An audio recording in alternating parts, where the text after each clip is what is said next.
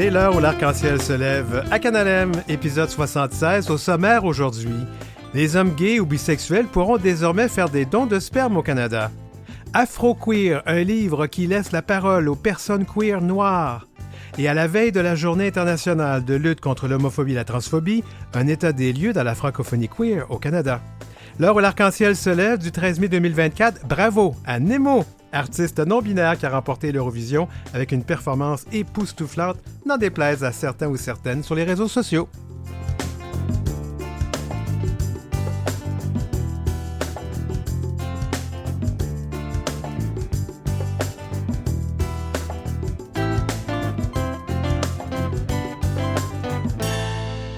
Vous écoutez L'heure où l'arc-en-ciel se lève avec Denis Martin Chabot. Santé Canada modifie sa politique, une politique de longue date qui interdisait aux hommes ayant des relations sexuelles avec d'autres hommes. Ça veut dire des hommes peut-être homosexuels, peut-être bisexuels ou qui se définissent ni l'un ni l'autre. Ça existe, c'est comme ça que c'est.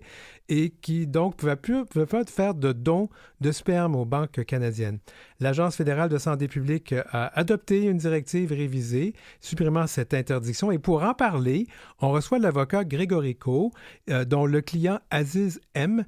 a poursuivi le gouvernement fédéral en justice à la suite de son refus comme donneur de sperme. Bienvenue à l'émission, Maître Coe.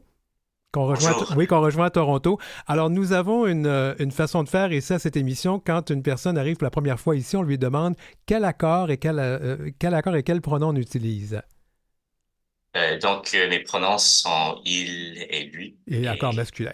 C'est bon. C'est ça, justement. Donc, le 8 mai, Santé Canada a modifié une politique existante depuis près de 30 ans qui interdisait, comme on disait, aux hommes qui ont eu des relations sexuelles avec d'autres hommes, qu'ils soient homosexuels, gays, bisexuels ou qui s'identifient ni un ni l'autre, là, c'est à leur choix, de donner du sperme à des banques de fertilité canadiennes. Qu'est-ce qui a provoqué ce changement? Donc, ce changement est une réponse directe à une contestation judiciaire intentée par mon client Aziz M, que vous venez de mentionner, contre Santé Canada. Et il s'agit également d'une réponse à plusieurs décennies de militantisme dans la communauté LGBT pour mettre fin à cette interdiction aux hommes gays. Alors, qu'est-ce qui a fait que vous avez accepté de prendre cette cause-là? Je comprends là, que les avocats, on prend des causes qu'on nous propose, mais bon, vous avez le choix. Qu'est-ce qui a fait que vous vous avez accepté cette cause? Donc, j'ai accepté ce dossier avec enthousiasme parce que j'ai déjà une pratique d'intérêt public où notre cabinet d'avocats porte ce type de plainte ou de contestation judiciaire au nom de la communauté gay et d'autres. Dans ce cas-ci, c'était en fait un client qui était un client assez parfait pour faire avancer une contestation judiciaire. Il était quelqu'un qui a déjà donné du sperme avant qu'il a sortir du placard, avant qu'il était actif de façon sexuelle et a pu établir une relation très spéciale avec les enfants avec qui les enfants qu'il a aidé à concevoir avec d'autres femmes et d'autres familles qui recherchaient des donateurs. Donc, on avait vraiment un client exceptionnel pour pouvoir montrer le avant et le après causé par cette interdiction et de faire souligner ces questions de dignité et de préjugés qui ressortent de cette interdiction Santé Canada. C'est assez quand même surprenant qu'il pouvait faire des dons en autant qu'il était dans le placard, qu'il ne parlait pas de qui il était, personnellement qui en parle. Alors, quelque part, c'est même désolant là, d'en être rendu là. C'est ça. Donc, techniquement, il faut souligner que la directive, comme elle était ciblée l'activité sexuelle. Donc, si on admettait à une sexualité, de l'activité sexuelle homosexuelle, on était interdit de façon généralisée, donc de façon complète. Et Donc, pourquoi c'était comme ça à cause des peurs de transmission du VIH, c'est ça? c'est ça justement. C'était une peur de la transmission de 3 ou 4 maladies infectieuses, parmi elles le VIH. Et ça se fondait sur une conception que datée, que tout homme gay pouvait être traité de façon même, que c'était une présomption que les hommes gays participaient de façon inappropriée dans des actes sexuels qui donnaient une prépondérance vers des maladies infectieuses ciblées par la directive. Donc, ça expliquerait pourquoi c'était discriminatoire et contraire à la Charte canadienne des droits et libertés, ça. Justement, donc la règle allait à l'encontre d'un principe fondamental dans la charte, que chaque individu soit évalué sur ses propres mérites et non pas sur la base de stéréotypes généralisés. On avait aussi parlé avec des scientifiques durant la cause qui nous disaient et confirmaient que les tests de cette génération qui existent pour ces maladies sont incroyablement efficaces à pouvoir détecter ces maladies. Donc, d'avoir une présomption que les hommes gays ne puissent pas donner de façon générale n'était pas justifié par la science également. Et ça, de toute façon, il y a eu des changements même à un autre niveau, c'est-à-dire les dons de sang. Est-ce que ça a joué aussi dans la... Rappelons un peu ce qui s'est passé avec les dons de sang, parce que on sait que les hommes gays ou les hommes bisexuels ou les hommes qui ont des relations sexuelles avec d'autres hommes ne pouvaient pas donner du sang jusqu'à tout récemment, là. Justement, donc c'est aussi une cause dans laquelle je travaillais avec notre client devant le tribunal canadien des droits de la personne. Et ça se posait que, semblablement, les hommes gays étaient exclus du processus de donner du sang sur la même base, une présomption qui posait un risque inacceptable au système de sang. Dans cette cause, Santé Canada a entrepris, euh, en fait, c'est pas Santé Canada, mais avec le financement du Santé Canada, les services canadiens du sang et Emma Québec a pu entreprendre des recherches pour mettre fin à l'interdiction totale aux hommes gays dans ce système. Et cette même science a informé la décision récente de Santé Canada dans le contexte du sperme également. D'accord. Là, la nouvelle, cette décision dont on parle présentement, là, c'est donc de Santé Canada qui va permettre à des hommes qui ont des relations sexuelles avec d'autres hommes de faire des dons de sperme. Est-ce que cette décision-là satisfait là, votre demande ou votre cause? Donc, il faut noter que la décision de Santé Canada est importante à célébrer parce qu'elle représente la première fois depuis une trentaine d'années que les hommes gays puissent donner à une banque de sperme comme partie du processus régulier. Par contre, l'interdiction directe, comme on l'avait, a été remplacée par des nouvelles questions qui engagent une discrimination indirecte contre les hommes gays. Donc, mais avec la nouvelle directive, on va vous demander, euh, on va pas vous demander si vous êtes un homme qui a des relations avec des hommes, mais par contre, on va vous demander si vous avez un nouveau ou plusieurs partenaires sexuels dans les dernières 3 mois. Et si on répond oui, on va vous demander le type d'acte sexuel. Et si on répond qu'on participe à un acte anal, on est toujours interdit. Si vous répondez avec tout autre acte sexuel, vous êtes permis de donner. Ça veut dire que les hommes gays non monogames continuent d'être ciblés par la directive, lorsque les hommes hétéros non monogames ne seront pas assujettis à cette interdiction comparable. C'est discriminant et c'est confrontant là, pour une personne de répondre à ces questions-là. J'imagine. Et d'après les scientifiques avec qui on a pu parler, il n'y a aucune justification scientifique parce que dans le contexte du sperme, qui est différent du contexte du sang, on a deux rondes de tests pour examiner si oui ou non il y a la présence d'une infection pertinente. Et dans le contexte du sperme, on interdit à utiliser le sperme qu'après ces deux rondes de tests sont complétés et que les tests se sont rendus clairement que il n'y a pas présence de ces maladies infectieuses qu'on cible Donc, il n'y a vraiment aucune justification de continuer de demander sur les actes sexuels dans lesquels on participe ou même d'autres questions de ce genre. Là, je parle à une personne qui pratique le droit.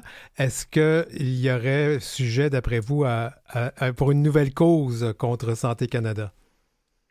Donc, nous sommes en discussion en ce moment. Je m'en doutais J'ai, bien.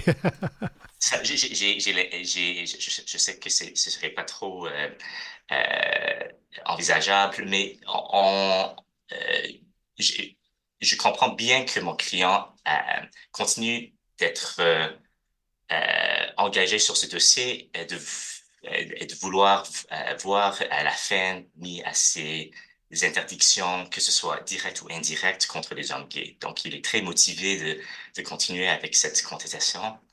Et il va falloir que nous résoudre quelques logistiques dans le contexte de cette contestation, mais il y a certainement une volonté de vouloir mettre fin à ces nouvelles dispositions discriminatoires.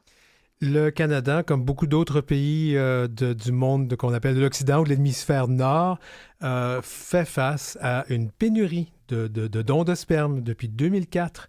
Alors, est-ce que cette annonce pourrait inciter davantage d'hommes des communautés queer à penser à la possibilité de faire un don et à envisager donc la création de familles? Je crois que oui. Et vous soulignez exactement un problème qui existe dans le contexte canadien à cause du fait que nous avons un système altruiste où on ne peut pas compenser les personnes pour leurs dons de sperme. Le Canada importe à peu près 90% du sperme utilisé au Canada pour la reproduction assistée, principalement des États-Unis. Et ça présente vraiment des problèmes d'équité et d'accès à ce processus pour plusieurs familles, principalement queer, lesbiennes, euh, trans, où il y a une dépendance plus forte sur le système de sperme. Et je crois que cette décision va améliorer en partie la possibilité d'élargir le nombre possible de donateurs et surtout dans le contexte où les hommes gays, de façon historique, étaient euh, les donateurs privilégiés parmi la communauté queer ou lesbienne ou trans, d'être donateurs parce qu'ils sont placés de façon unique de pouvoir contribuer à ce système. Donc, j'ai déjà de façon anecdotale entendu qu'il y a plusieurs gens qui aimeraient contribuer et c'était ce règle qui va être levée le 8 mai était la raison principale pour laquelle ils ne pouvaient pas participer dans ce système. Donc, on peut, j'ai des espoirs assez optimistes pour ce changement. Alors, Maître Grégory Coe, qui est de la firme Kastner Co. À Toronto, merci beaucoup d'avoir été avec nous. Merci, Théman. Vous écoutez L'heure où l'arc-en-ciel se lève avec Denis Martin Chabot. Aussi longtemps que les lions n'auront pas leurs historiens, les récits de chasse seront toujours racontés à la gloire des chasseurs. Ça, c'est une citation d'un proverbe africain qui se trouve en préface du livre Afro-Queer, publié aux éditions Éco-Société et qui, pour moi, dit bien ce que ce livre contient. C'est un livre qui laisse la parole à 25 personnalités afro-queer et je reçois son auteur, Fabrice Nguema. Bonjour, Fabrice. Bonjour, Denis Martin Chabot. Bienvenue à l'émission. Merci. Alors, chaque fois qu'on reçoit une nouvelle personne ici, on lui demande quel accord et quel pronom tu utilises. Moi, c'est il, lui. Et voilà. masculin, voilà. Mhm. Ben, d'abord, qu'est-ce que ça veut dire afro-queer? Mais afro, c'est afro-descendant, dont les personnes noires. Et queer, en fait, qui, pour moi, est une façon d'englober toute la communauté LGBT, c'est-à-dire tous ceux qui ne s'identifient pas selon la binarité. Voilà, c'est ça. Donc, tu te définis toi-même comme une personne afro-queer? Voilà, donc queer et puis afro-queer parce que je suis noir. D'accord. Ben, justement, parlons un peu de toi avant de commencer à te parler du livre. Mm-hmm. Tu es né en Suisse de parents camerounais Mm-hmm. et tu t'es établi au Québec en 2007 où tu milites comme personne queer, comme personne afro-descendante. Pourquoi? Ben, c'est sûr que c'est tout à fait naturel quand on a subi des oppressions, des humiliations dans son enfance. C'est sûr qu'à un certain moment donné, on se dit, il faut surtout quand on se retrouve dans un environnement privilégié où on n'a pas peur pour sa vie, donc c'est important de faire sa part. Et c'est pour ça que, par exemple, ce livre est aussi une façon pour moi de contribuer voilà, à apporter ma part dans la lutte contre l'homophobie, la transphobie, non seulement de façon générale, mais également dans la communauté afro de façon spécifique. Il faut le dire, dans la présentation, dans la préface de ton livre, tu parles beaucoup tu parles de ta vie, de ce que tu as vécu. Évidemment, tu es une personne, tu n'as pas vécu les mêmes difficultés que vivent souvent les personnes dans des pays de l'hémisphère sud. Donc, tu te sentais un peu comme une mission là, de faire quelque chose. Oui, c'est vrai, j'ai pas vécu de grosses agressions. Je ne suis pas venu au Canada comme réfugié sur la base de l'orientation sexuelle, donc je me considère un peu comme privilégié. Et comme je disais, c'est vraiment, je dois utiliser mon privilège pour vraiment porter cette cause. Parce qu'il faut comprendre qu'en fait, le livre Afro-Queer est un récit de 25 personnes se retrouvant dans l'espace francophone, non seulement le Québec, mais les Antilles et l'Afrique. Il faut savoir que la réalité est différente selon qu'on se retrouve aux Antilles ou en Afrique, où on a plusieurs pays qui criminalisent encore l'homosexualité aujourd'hui. L'année dernière, 12 ou 13 pays ont renforcé leurs lois homophobes. L'Ouganda, vous le savez certainement, a rajouté la peine de mort. Donc, tout ceci fait que il faut qu'on écrive, il faut que ce soit su.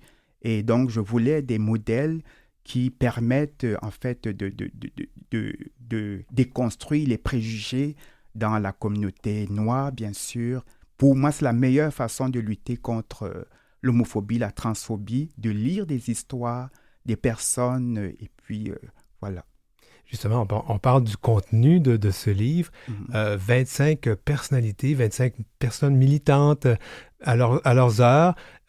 Et tu le fais dans un espace francophone, la francophonie, parce qu'il n'y a pas beaucoup on doit le dire, il n'y a pas beaucoup de littérature queer afrodescendante en français. Effectivement, c'est inédit. C'est sûr que du côté anglophone, bon, ils ont les États-Unis, il y a des écrits, mais là, maintenant, voilà. Donc, c'est ce manque, ça vient combler un manque où on a dans le même livre plusieurs personnes qui se racontent et sur plusieurs territoires, non seulement les territoires du Nord, l'Occident, mais également du Sud. Donc, c'est important de savoir qu'il y a des militants qui vivent en Afrique et qui ont accepté d'apporter leur voix à ce récit. Il y a même des personnes qui vivent dans des pays qui criminalisent l'homosexualité, mais qui ont accepté. Donc, c'est un acte militant, ce livre, et ces personnes ont accepté de donner leur voix parce qu'elles estimaient que grâce à cela, elles pouvaient, par leur voix, déconstruire l'homophobie, en Afrique et puis ailleurs. Oui, mettre sa tête sur le bio, c'est carrément ça pour certaines personnes en acceptant. Elles le font tous, on va revenir là-dessus tout à l'heure, mais tous à visage découvert parce qu'il y a des illustrations superbes de Dimani Mathieu Cassando là, dont on pourrait parler. Oui, tout à fait. Comment t'es venue l'idée de faire ce livre?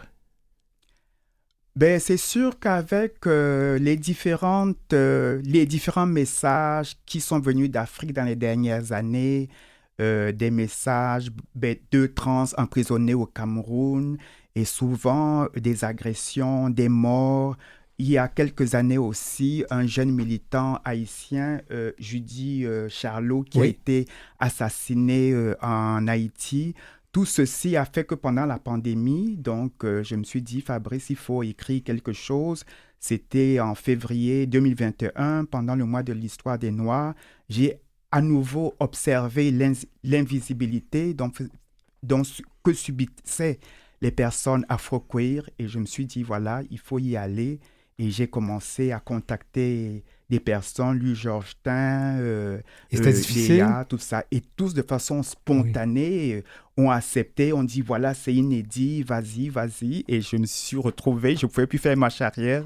Et puis voilà. Donc, Oui, c'est intéressant ce que tu racontes à chaque début. Tu dis, bon, il a fallu que je convainque la personne parce qu'elle ne pensait pas que son histoire était importante, mais personne ne voulait refuser parce qu'elle avait peur des répercussions. C'est pour ça que je dis vraiment, ces participations à ce livre, c'est vraiment des actes militants. Je sais que ces personnes l'ont fait en disant si ça peut participer à rendre visible aussi, ça aussi c'est important, visibiliser, démarginaliser, déconstruire les préjugés, non seulement dans les communautés afro, mais plus largement aussi.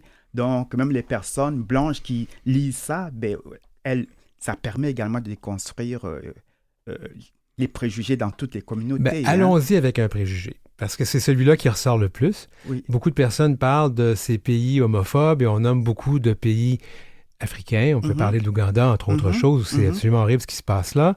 Et toi, tu déconstruis un peu ce mythe-là aussi. Oui, parce qu'on pense, et même les Africains aussi, pensent souvent que les Africains sont homophobes, que l'Afrique est homophobe, mais en fait, il faudrait savoir d'où elle vient, cette homophobie. Elle vient d'où? Les Africains traditionnels n'étaient pas une société homophobe, c'était une société inclusive, avec des philosophies comme le Kassala ou l'Umbutu, où on vénère la différence. En fait, elle vient de la colonisation. C'est la colonisation qui, en venant en Afrique et dans les Amériques, vient avec dans son sac le discours homophobe. Donc, mais les sociétés traditionnelles africaines ou autochtones d'Amérique, on le sait très très bien, l'homosexualité faisait partie de la vie sociale. Oui, les personnes bispirituelles, entre autres choses, voilà. Les personnes autochtones. Quand tu parles de colonisation, je vais quand même spécifier, c'est quand on a envoyé des États-Unis un peu partout, de la France, de l'Angleterre à l'époque, de la Belgique, on envoyait des missionnaires en Afrique qui arrivaient avec leur Bible et leur interprétation de leur Bible et ont imposé ça. Ah voilà, donc c'est ça. Donc la colonisation, la Bible, et puis voilà, déconstruire les traditions qui existait où l'inclusion, la diversité étaient tout à fait naturelles. Pour beaucoup de personnes blanches, comprendre ça, c'est difficile. Alors, est-ce que ce livre-là va rendre les choses plus faciles à comprendre, tu penses, pour les personnes blanches qui pensent que c'est affreux ce qui se passe en Afrique? En fait, ce livre s'adresse à tout le monde. Toute personne éprise de justice devrait lire ce livre. Donc, qu'elle soit blanche, asiatique, autochtone, vraiment, si on est sensible à le respect de la dignité humaine, donc vraiment, ce livre est pour vous. Et bien sûr, les personnes noires, pour comprendre les histoires des personnes LGBT de leur propre communauté et savoir ce qu'elles vivent, savoir les oppressions qu'elles vivent. Comme ça, ils et elles seront de meilleurs alliés dans la communauté noire. Et puis, bien sûr, ça s'adresse aux personnes afro-queer, surtout les plus jeunes, qu'ils aient enfin des modèles, qu'ils aient enfin des représentations. Et c'est pour ça qu'on a 25 portraits avec 25 parcours, des professions différentes. Voilà.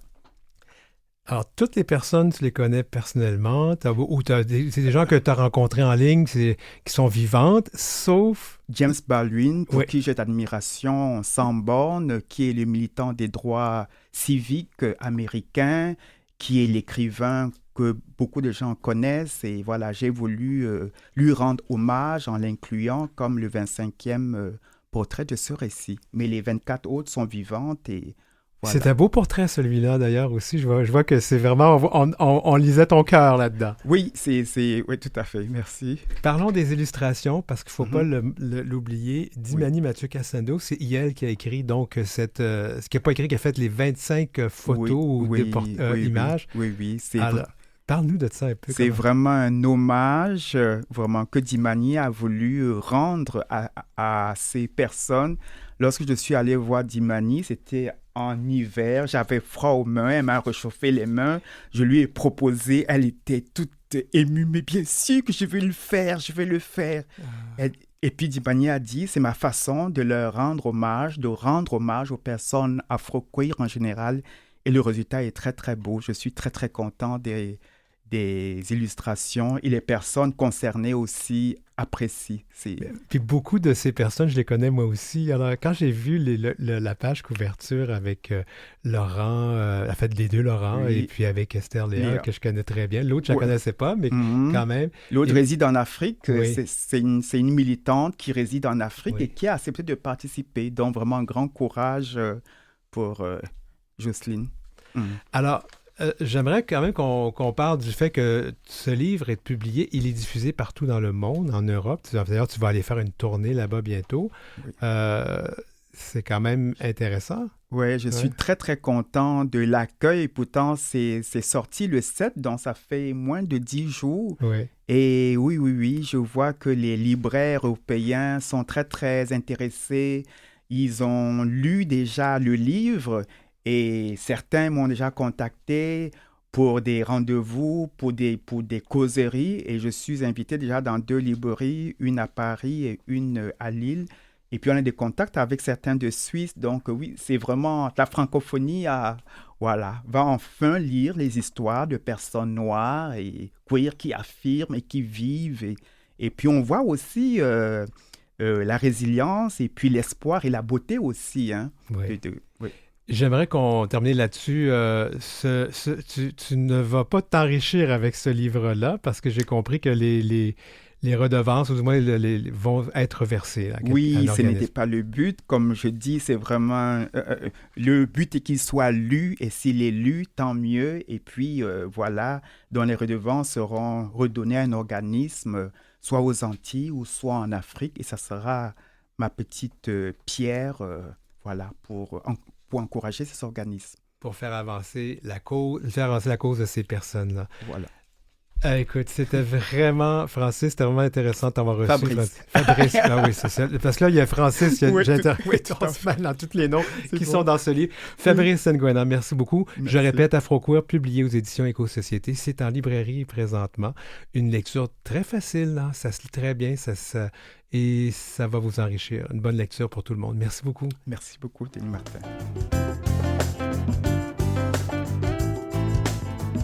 Pour joindre l'équipe, écrivez-nous à heureciel@gmail.com. C'est heureciel en un seul mot et en minuscule, @gmail.com. Suivez Denis Martin Chabot sur Facebook ou Instagram à @dmchabotauteur. Après la pause, c'est notre dernier segment transcontinent queer de la saison parce que oui, évidemment, nous allons faire une pause cet été. Donc, c'est le dernier segment et on va parler d'avancée et de recul des droits des communautés queer dans la francophonie au Canada. Donc, oui, comme on dit souvent, on avance en arrière.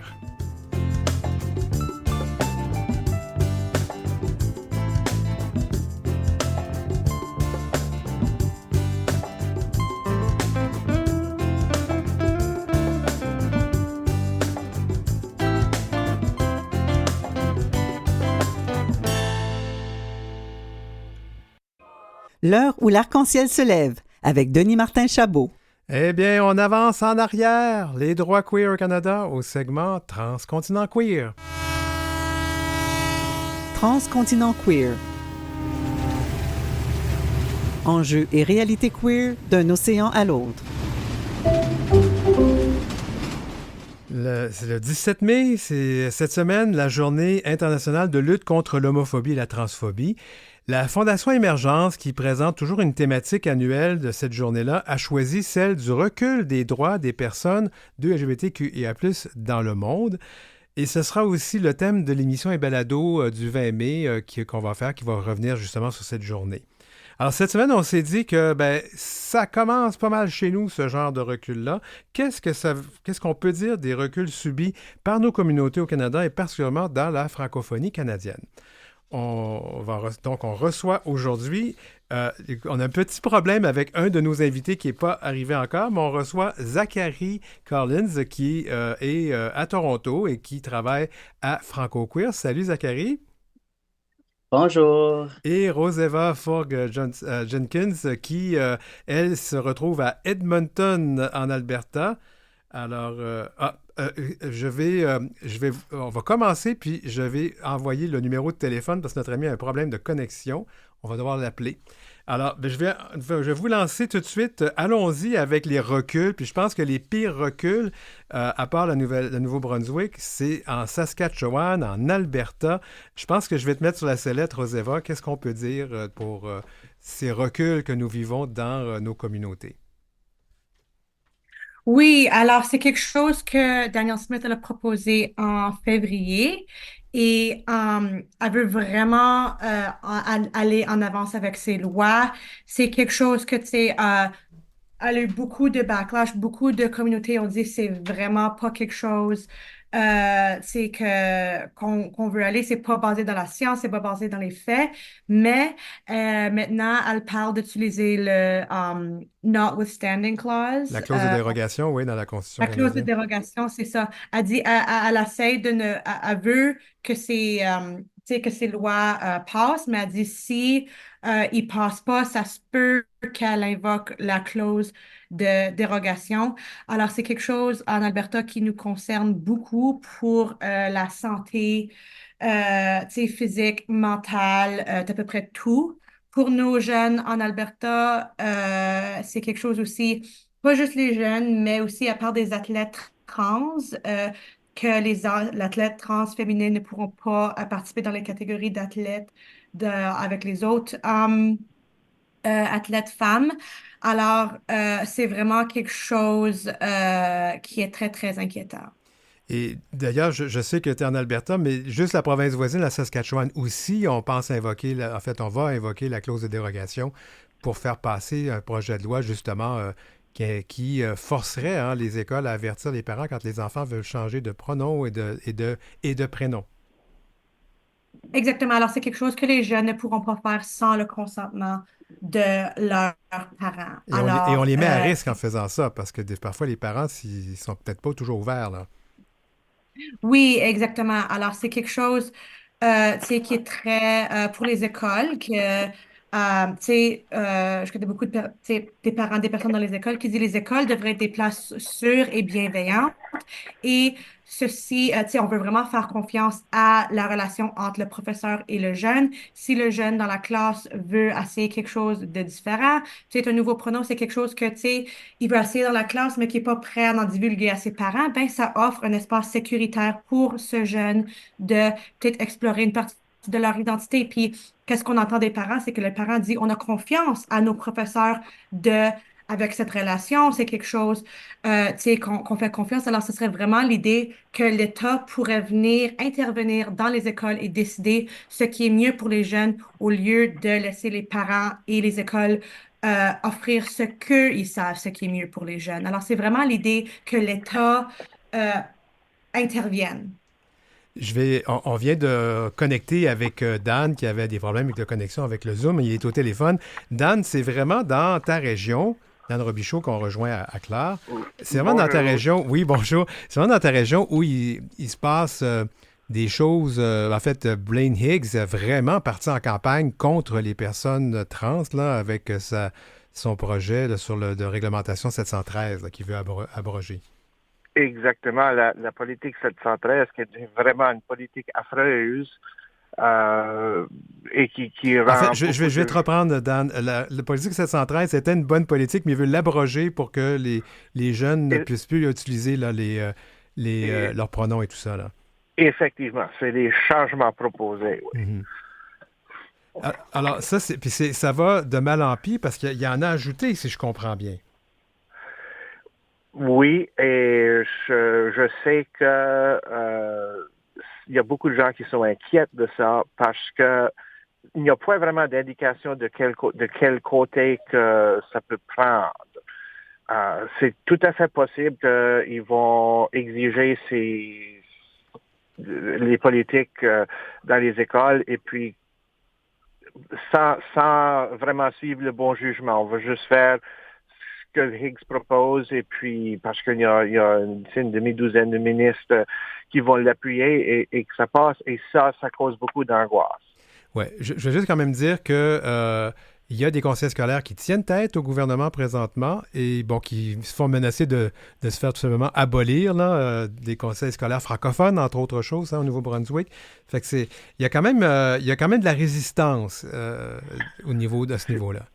c'est une résistance, puis c'est beaucoup manipuler les conseils scolaires aussi, parce que quand ce conseil scolaire est à risque d'être aboli pour ne pas suivre les politiques qui sont mises en force, peut-être par le département qui peut être sur le terrain, euh, ça me semble que c'est dommage qu'on parle déjà qu'on va, peut-être qu'il y aura des conseils scolaires qui ne vont pas survivre cette vague. Ouais. Dan, quand même, Blaine Higgs ne caracole pas dans les sondages. Il traîne derrière les libéraux, bien que, selon la répartition des sièges, il formerait quand même le gouvernement, même s'il est à 4 de moins dans les intentions de vote. Est-ce qu'on peut conclure qu'il n'y a pas tant d'appui que ça dans la population pour ce genre de prise de position? Oui, je pense qu'il y a des gens qui sont indifférents parce qu'ils ne connaissent pas les réalités et les enjeux des personnes non binaires, surtout la jeunesse, puis comment est-ce qu'on grandit, qu'on vient à la maturation avec tout l'aspect non binaire. Déjà être adolescent, c'est difficile assez, n'est-ce pas? Ouais. Ça fait que s'il y a d'autres défis, je pense que le gros de la population, pardon, c'est ce que je veux dire, le gros de la population est indifférent parce que à la surface, ça les touche pas directement, ou ils en ont peur, et puis quand on a peur de quelque chose, on ne s'informe pas, on nourrit sa négligence. Et puis c'est peut-être le pire dans ça, c'est qu'il y a des gens qui sont indifférents. C'est une chose d'être de bord ou de l'autre, mais je pense qu'il y a une grosse section qui est indifférente. Parce que ils pensent pas que ça les touche directement, ou ils ne pensent pas loin assez pour penser, j'ai une nièce, un neveu, un voisin qui a peut-être ces réalités-là. Je vais quand même, je vais aller faire un petit tour du côté de l'Ontario. Cela dit, ce qu'on accuse souvent ces politiciens-là, c'est de se faire du capital politique sur un groupe de personnes méconnues, parfois pas tellement aimées. Mais l'Ontario, si j'ai bien compris, Zachary, le gouvernement de Doug Ford a dit non, moi je n'irai pas là. Est-ce que senti peut-être que la soupe serait trop chaude pour lui? Parce qu'en Ontario, peut-être que les appuis à ce genre de position radicale-là, ça ne marche pas. Ben, pour commencer, Stephen Lecce, au mois de septembre, semblait être d'accord avec les politiques anti-trans en Stephen Lecce, éducation, c'est qui ça? adopté, c'est le ministre de l'Éducation en D'accord. Oui, Ontario. donc il était en faveur de ça au départ, oui. Oui, justement, quand que les autres provinces commençaient à adopter des politiques anti-trans, il était en faveur. Mais comme vous le mentionnez, Ford dit que le gouvernement n'ira pas dans la direction des politiques extrêmes qu'on voit, par exemple, en Alberta. Mais on a déjà vu dans le passé très récent que le Parti conservateur, sous le leadership de Doug Ford, peut rapidement changer d'idée et adopter des politiques qui vont à l'encontre des droits des minorités. Il l'a déjà fait et c'est pas à l'extérieur de la possibilité que ça se produise encore. Il y a quand même des bonnes nouvelles, on va se le dire. Ça va dans ton côté, ça, Roseva. Le gouvernement manitobain, qui est un gouvernement NO-démocrate qui vient d'être élu, lui, c'est clair qu'il est de l'autre côté de la médaille. Il appuie les communautés trans. Oui, je pense que c'est quelque chose, tu sais, Wab Kinew qui est autochtone, c'est la personne, c'est ça, hein, en Oui, Manitoba. Manitoba, oui. Oui, ce qui est très intéressant, moi, quand je parle beaucoup aux personnes autochtones, je vois beaucoup une compréhension avec les communautés autochtones parce que ce qu'on voit beaucoup sur les identités deux esprits, les personnes autochtones ont dit, c'est tout le temps partie de notre culture, nos communautés, tous les différents groupes autochtones, toutes les différentes communautés autochtones, il y avait toujours des personnes deux esprits, des personnes de la diversité sexuelle et de genre dans la communauté autochtone. Et c'est avec la colonisation que malheureusement, il y a eu une répression de ces communautés. Mais on parle, le plus qu'on parle puis qu'on fait notre recherche sur les communautés autochtones, de la diversité sexuelle et de genre, c'était toujours quelque chose de très, très, très respecté dans leur culture. Alors, peut-être c'est de là qui vient l'ouverture de Wab Canoe, mais moi, j'ai vraiment, ça aide beaucoup d'avoir avoir une perspective autochtone, des personnes qui ont toujours été sur ces terres, qui ont dit que, tu sais, ça a tout le temps été partie de nos histoires de l'acceptation de les communautés de LGBTQIA+. C'est juste avec la colonisation, malheureusement, qu'on voit que ces entités ont été c'est mis sous question. Alors, puis je pense que c'est aussi le gouvernement en général. C'est pas juste une personne, mais c'est le gouvernement. On est content qu'en Manitoba que ça va. C'est quelque chose qu'on voit que c'est pas adopté. On voit que nous, quand même, le premier ministre du Manitoba, je pense que ça fait quoi? Faire un an cet automne là, qui a été élu. Je voudrais peut-être lancer la question. Je vais peut-être commencer par toi, Zachary. On a quand même entendu des propos troublant, pour le dire, de Pierre Poilievre, qui a déjà dit que lui, la clause dérogatoire, c'est une clause qu'il va utiliser au besoin pour s'assurer que ses projets de loi et ses lois passent. Et on sait aussi que dans ce parti-là, les positions du parti et de M. Poilievre avec les personnes trans, ben, c'est pas très positif. Est-ce qu'on peut craindre, donc, pour l'avancée des personnes trans et des personnes queer devenant l'arrivée d'un gouvernement de Pierre Poilievre? Ah oui, absolument. Je pense qu'il a absolument raison. On a raison d'avoir peur puis de craindre le gouvernement de Poilievre, même avant ce qui s'est passé à l'automne. Donc, il y a environ une année à Franco-Queer, on a mené un sondage auprès des membres de nos communautés. Et un des constats qui revenait régulièrement dans notre sondage était la peur de la remontée des attitudes haineuses. Et même les personnes cisgenres qui font partie de nos communautés ont noté la montée de la transphobie qui, tu sais, disons, peut-être progressé un petit peu de nos voisins au sud vers le nord, mais on a toujours eu des personnes qui étaient récalcitrantes au Canada. Euh, je pense que, oui, absolument, les mesures prises par les gouvernements qui essaient de, comme, c'est vraiment antidémocratique d'aller comme contre la législation existante pour trouver des petits loopholes Ouais. dans la loi et ne pas respecter la volonté de la population et la volonté des minorités. Puis c'est ça à quoi sert la démocratie. Tout à fait. C'est très préoccupant au niveau démocratique plus large, en plus de les préoccupations que j'ai pour le bien-être des membres de nos communautés. Est-ce qu'il y a autre chose à ajouter peut-être de ton côté, Dan? Ben, je pense que oui, il faut craindre. Lorsque ça devient un outil pour envoyer des gens aux urnes, ça n'a plus rien à faire avec la réalité sur le terrain. Là, c'est juste acheter des votes. C'est aller pour une démographie qui normalement n'irait pas voter, puis c'est les faire voter parce qu'ils sont enragés ou parce qu'ils pensent que leur moralité va être reflétée dans le gouvernement. Mais je pense qu'il y a raison absolument à être inquiet de recul qu'un gouvernement bleu au Canada pourrait faire.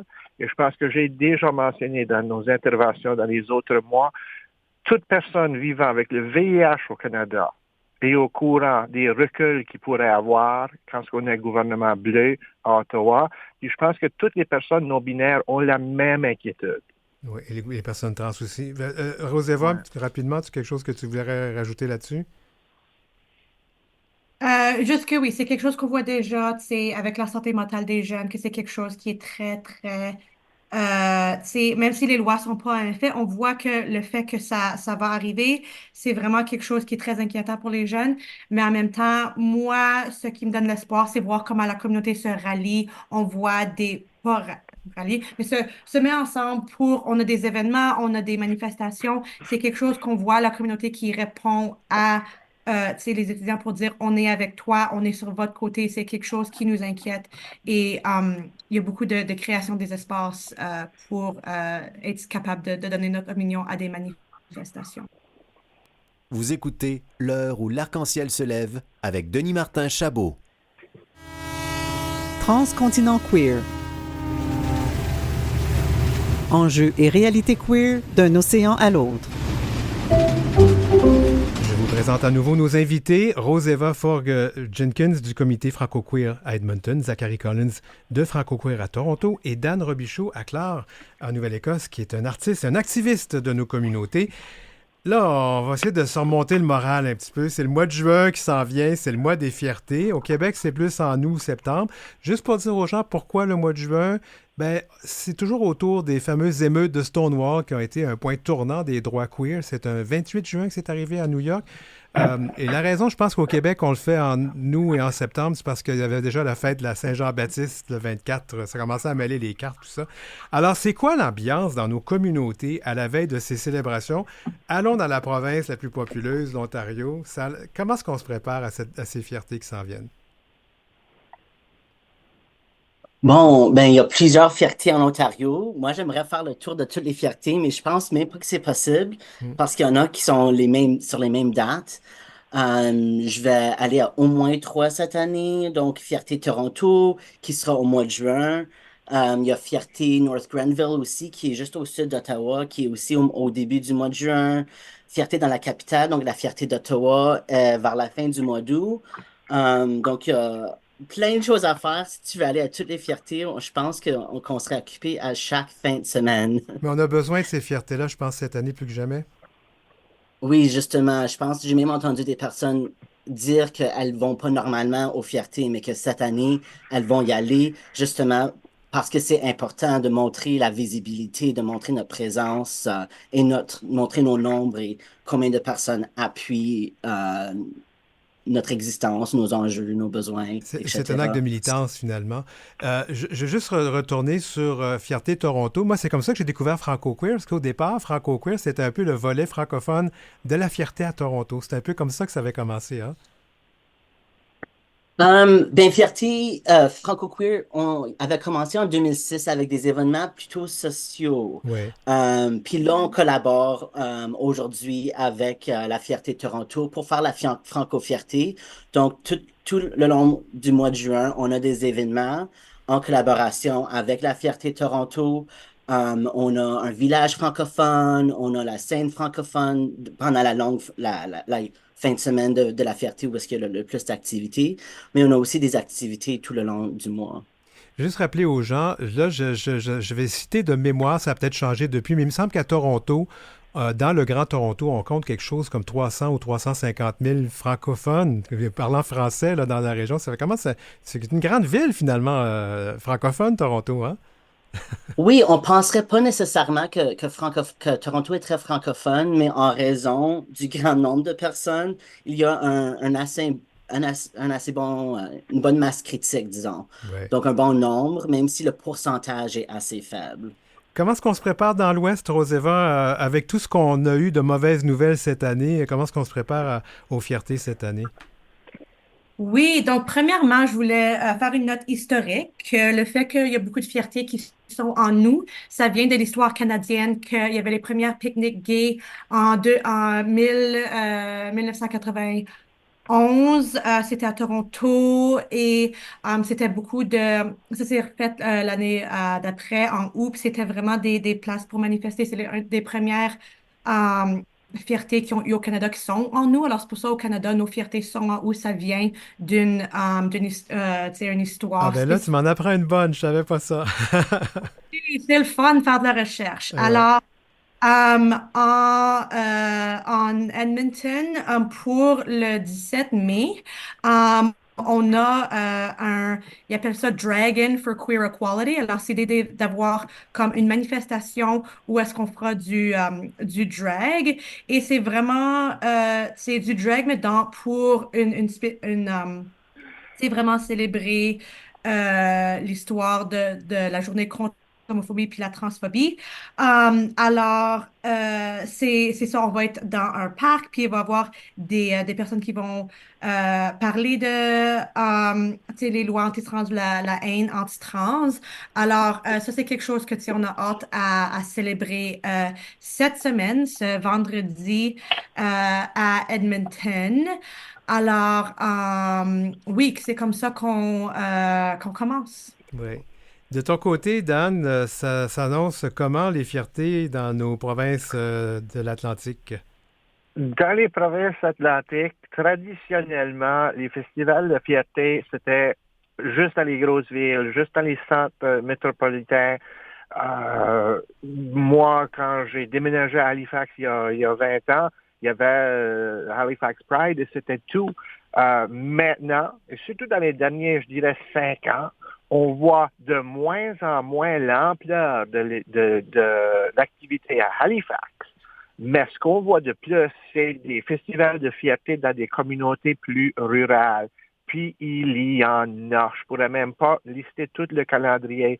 Par contre, je peux vous dire que nous autres, au Canada Atlantique, c'est plutôt vers la fin de l'été, à août, même jusqu'à dans septembre qu'on va avoir ces festivals. Puis c'est pareil pour l'île du Prince-Édouard, île Nouveau-Brunswick. On voit vraiment qu'il y a des communautés rurales maintenant qui osent s'afficher. Ah, ben peut-être qu'on va te trouver un mari agriculteur, peut-être? On sait jamais. Il fallait faire une petite blague quand même, hein, l'amour est dans les prix, qu'on dit. Cela dit, avec la montée de la haine dont on a parlé, de la haine anti-queer, la haine anti-trans, l'année dernière, si vous vous rappelez, le gouvernement fédéral avait accordé du financement spécial pour la sécurité pour les fiertés, puis je pense que ça va être encore disponible cette année, et que les menaces sont bien réelles selon le Service canadien de renseignement de sécurité, ça aussi. Est-ce qu'on doit s'inquiéter cette année encore de notre sécurité lors des fiertés? Oh, je vois Zachary réagir, vas-y. Je vois une réaction, oui. Je réagis parce que je sais jamais trop quoi penser de cette question. Ma mère est allée à la Fierté pour la première fois l'année passée. Puis une de ses premières réactions, ben c'était, elle venait vraiment pour me voir performer en drague.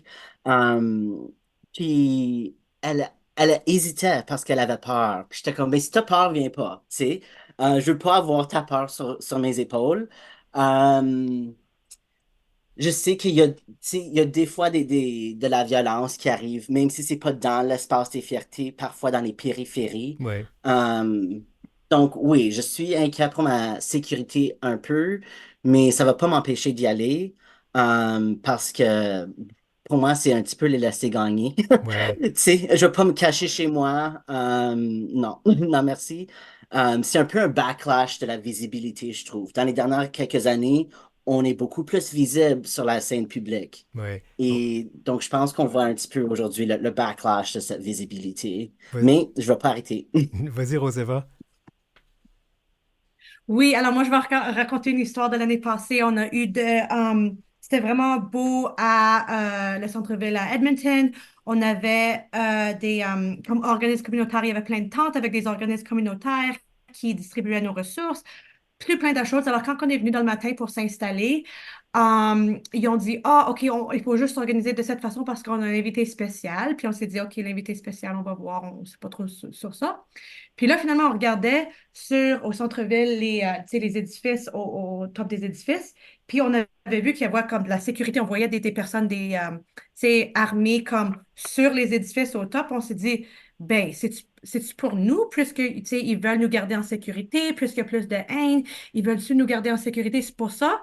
Puis là, finalement, l'invité spécial est arrivé, puis c'était Justin Trudeau. Hmm. Alors, disons qu'on s'entendait pas, puis ça l'a bien expliqué pourquoi il y avait toute cette montée de sécurité. C'était pas pour nous, les personnes queer, c'était pour Justin Trudeau, justement. Mais tu sais, c'est ça, le fait qu'il a fait sa visite. Alors, tout ça pour illustrer, tu sais, c'est vraiment intéressant la question de qu'est-ce qui nous garde en sécurité? C'est-tu la police? C'est-tu, tu sais, des personnes sur les édifices qui ont des armes? Ben, quelque chose qu'on aime dire, c'est qui nous garde en sécurité? C'est nous qui se gardent en sécurité.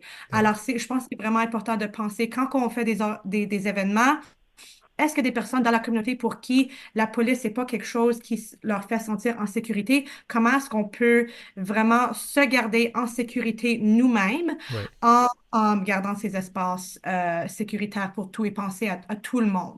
Je vais laisser le mot de la fin à Dan, mais on va pas parler de fierté, on va parler d'une nouvelle dont tu veux nous parler. Tu as 1 minute pour nous parler de ça. Écoute, on parle des manchettes à ce panel, puis il y a une manchette qui vient d'arriver il y a quelques jours. On a déjà parlé du film, le musical Il y a une étoile par le réalisateur Julien Cadieux. qui a déjà passé à l'émission avec toi-même, Denis Martin.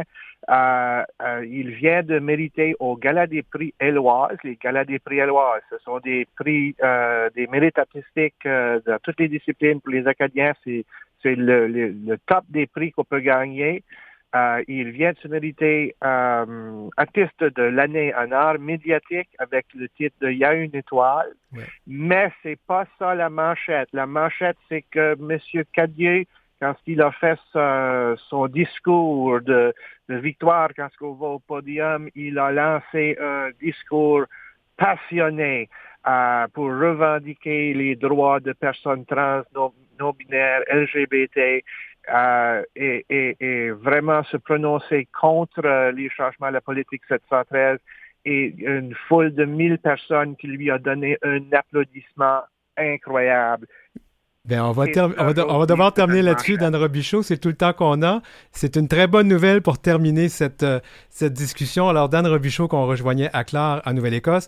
Zachary Collins qu'on a rejoint à Toronto. Et merci aussi à Roseva Fogg-Jenkins. On va probablement se revoir l'année prochaine, j'espère. Nous, c'était notre dernière de cette année, de cette discussion. Merci beaucoup à vous tous. Merci.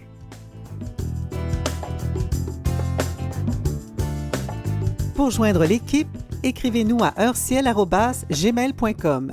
C'est heureciel en un seul mot et en minuscule, @gmail.com. Suivez Denis Martin Chabot sur Facebook ou Instagram à @dmchabotauteur. C'était l'heure où l'arc-en-ciel se lève, épisode 76 en ce 13 mai 2024. Merci à toute l'équipe, notamment notre équipe de recherche Marie Massé et Godéric Trobe, et à Maurice Bolduc à la mise en onde. Et merci à Julie Curley qui nous permet d'utiliser cette musique pour le thème de l'émission. Nous, on se reparle la semaine prochaine, 20 mai. On va parler de la Journée mondiale de lutte contre l'homophobie et la transphobie.